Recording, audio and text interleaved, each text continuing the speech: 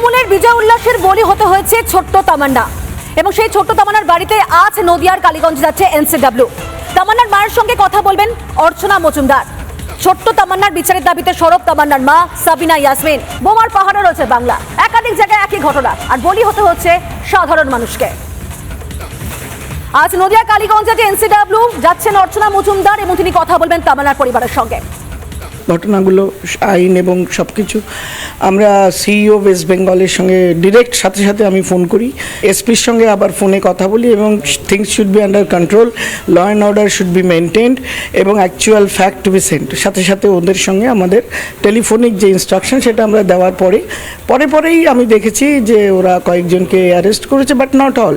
এবং সেই সন্তান আজকে নেই, তার জন্য দায়ী কে? এই উত্তর চাওয়াচ্ছে যারা দায়ী তাদের পুলিশ এবং আইন প্রশাসন তাদের এই দুষ্কর্মের জন্য প্রপারলি সঠিক সময়ে টাইম বাউন্ড তাদের আটক করেছে কিনা, অ্যারেস্ট করেছে কিনা, কি ইনভেস্টিগেশন প্রগ্রেস, এসপির সাথে মিটিং আছে, এবং মায়ের মুখে শুনতে চাই।